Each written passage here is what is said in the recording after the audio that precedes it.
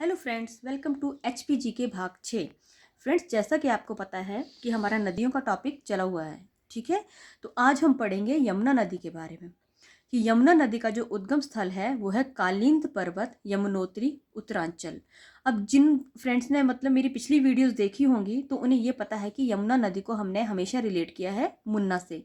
और मुन्ना को किससे डर लगा था? काली माँ से। तो बस यहीं से हमें याद आ जाएगा कालिंद पर्वत, ठीक है। और अगर ऑप्शन में आता है यमुनोत्री तो यमुना और यमुनोत्री मिलती जुलती ऑप्शन है, तो आप इसे भी समझ जाएंगी। पर अगर ये दोनों ही ऑप्शन ना आके उत्तरांचल आए तो आप कैसे याद करेंगे? तो बस आपको थोड़ा सा ऐसे याद करना है कि मुन्ना किसके आंचल में छुप गया? जाके माँ के आंचल में। किसके आंचल में? माँ के आंचल में। तो बन गया हमारा उत्तरांचल, ठीक है फ्रेंड्स। तो चलिए हम इसके कुछ इंपॉर्टेंट पॉइंट की तरफ बढ़ते हैं। हमारा पहला पॉइंट है, यमुना खोदर माजरी से हिमाचल प्रदेश में प्रवेश करती है। फ्रेंड्स, ये इंपॉर्टेंट पॉइंट है, इसको ध्यान से सुनिए कि कहाँ से यमुना प्रवेश करती है हिमाचल प्रदेश में? खोदर माजरी से।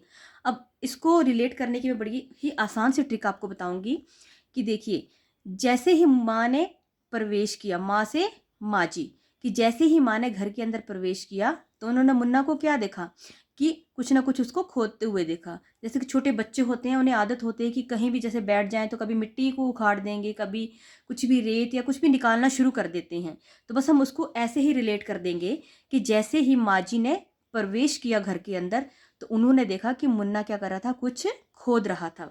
तो बस आपको ऐसे याद आ जाना चाहिए कि मुन्ना कुछ खोद रहा था और माँ जी ने क्या किया? घर में प्रवेश किया तो देखा कि मुन्ना कुछ ना कुछ काम जैसे खोदने का कुछ कर रहा है छोटा मोटा।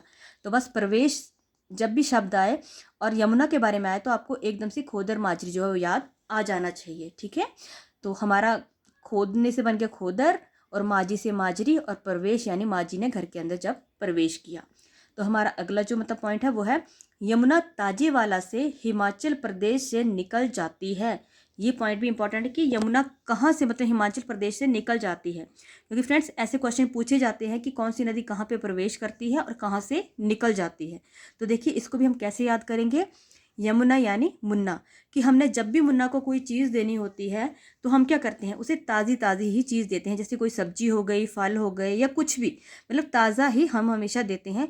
और अगर कोई पुरानी चीज़ या कुछ बासी है तो उसे हम निकाल देते हैं, वो चीज़ अपने बच्चों को यानी मुन्ना को नहीं देते हैं। तो बन गया हमारा कि मुन्ना को हम क्या देते हैं? हमेशा ताज़ी चीज़ देते हैं। अगर कोई चीज़ पुरानी या बासी हो तो उसे हम निकाल देते हैं।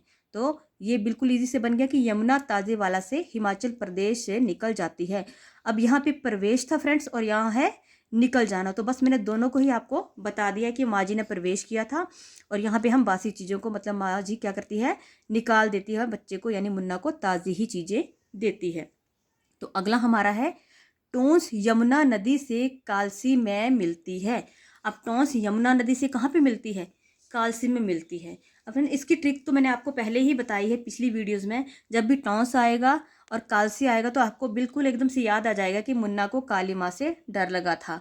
और टोंस के नाम से ही आपको ये हो जाएगा कि जब मुन्ना गिरा था तो उसकी माँ ने धरती को मार के उस पर धौंस जमाई थी कि मेरे मुन्ना को क्यों बार बार गिरा रहे हो। तो वही हो गया कि टोंस जो है यमुना नदी से कालसी में मिलती है, ठीक है। तो अगला पॉइंट है, टोंस नदी रुपिन व सुपिन नदियों के संगम से बनी है। अब टोंस नदी किसके संगम से बनी है? रुपिन व सुपिन, ठीक है। तो इसको हम इसका क्वेश्चन ऐसे भी बन सकता है कि टोंस नदी किन दो नदियों के संगम से बनी है। तो आपको बस थोड़ा सा दिमाग लगा के ये चीज़ याद रखनी है कि जब भी अगर हमारा कुछ सूप पीने का मन करे, ठीक है, सूप पीने का जब मन करता है तो उस सूप को लाने के लिए हमें क्या करना पड़ता है? खर्च, रुपए यानी रुपीन, ठीक है। और अगर हम रुपए नहीं देते हैं तो दुकानदार हम पर धौंस जमाता है कि पैसे दे दो। टॉन्स यानी धौंस। तो बन गया, हमारी ये ट्रिक बन गई कि सूप पीने का जब मन करता है तो सूप लेने के लिए रुपयों की ज़रूरत पड़ती है, और अगर हम दुकानदार को रुपए नहीं देंगे तो हम पर धौंस जमाएगा। तो बन गया रुपिन और सुपिन का संगम, ठीक है। और फिर हमें बड़ा गम होता है, बड़ा दुख होता है जब हमें टाइम से सूप नहीं मिलता। तो फ्रेंड्स, हमारा अगला पॉइंट है, ये तेज बाल्स के निकट हिमाचल से निकलकर हरियाणा में प्रवेश करती है। ये कुछ ऐसी चीज़ें हैं जो हमें ऐसे याद नहीं रहती, बस इन्हें हम ट्रिक के माध्यम से ही याद कर सकते हैं। तो फ्रेंड्स, कैसी है कि ये तेजवाल के निकट हिमाचल से निकलकर हरियाणा में प्रवेश करती है। अब ये पॉइंट जब भी आपको याद करना, तेज शब्द आए तो आपको अपने माइंड में ये बिठाना है कि जब भी हमारे बच्चे या हमारा मुन्ना तेज तरार होता है, मतलब और बच्चों के कंपैरिजन में हमारा बच्चा बड़ा अच्छा होता है, आगे बढ़ता है, एक्टिव होता है, तो हम क्या बोलते हैं, हमारा बच्चा तेज तरार मतलब ठीक ठाक एक्टिव है और हमारा मन जो है वो हरा भरा हो जाता है, हमारे मन में एक खुशी का प्रवेश हो जाता है। कि मान लीजिए आपका बच्चा बिल्कुल पढ़ाई में नील है या डफर है, तो आपका मन क्या हो जाएगा, बिल्कुल खिन्न हो जाएगा, मतलब दुखी होगा। लेकिन वही मुन्ना आपका अगर तेज तरार है, हर चीज़ में एक्टिव है, तो आपका मन मतलब क्या होगा, हरा भरा, हरा भरा से हरियाणा।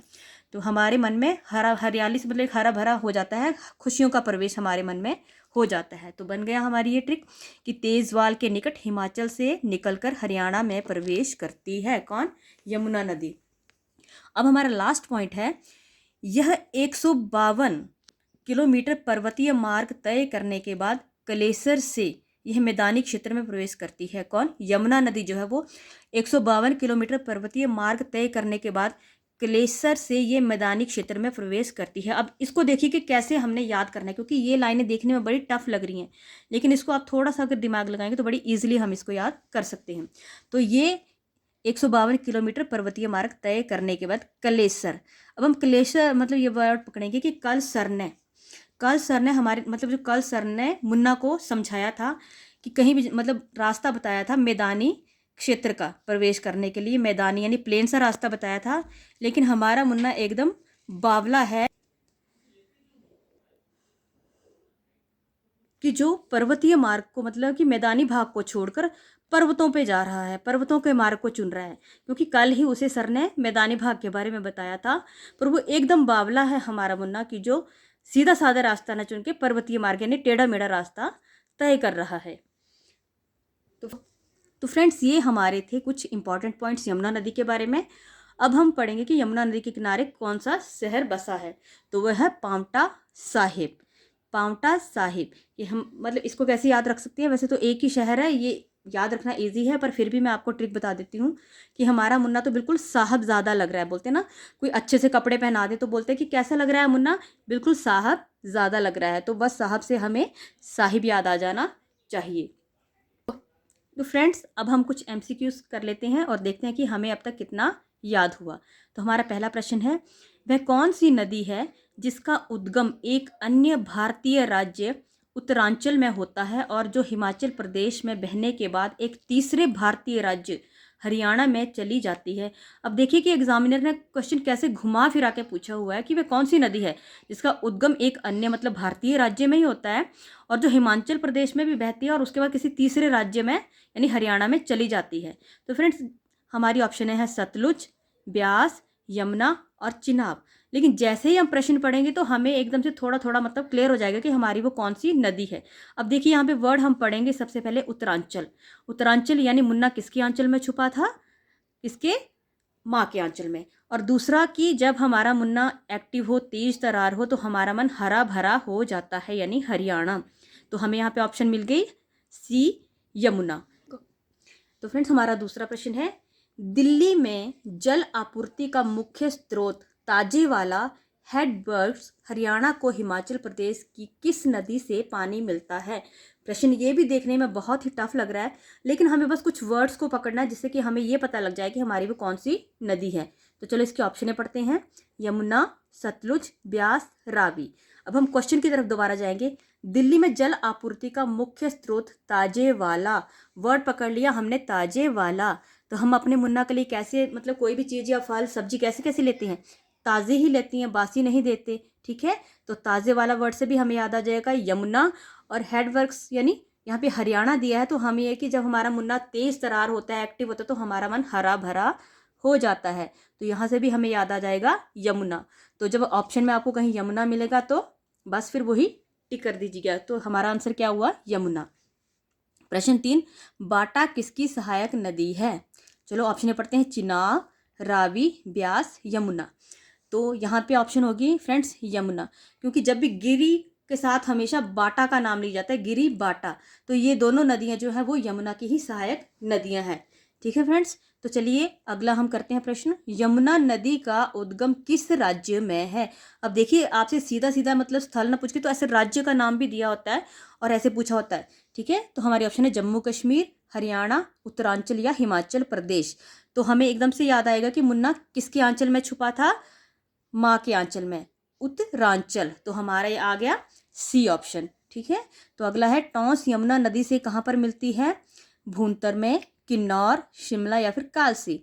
अब यहाँ पे भी हम एक तो टॉन्स से हमें याद आ जाएगा, टॉन्स यानी धौंस। ठीक है, और यमुना तो दिया ही हुआ है कि मुन्ना को किससे डर लगा था?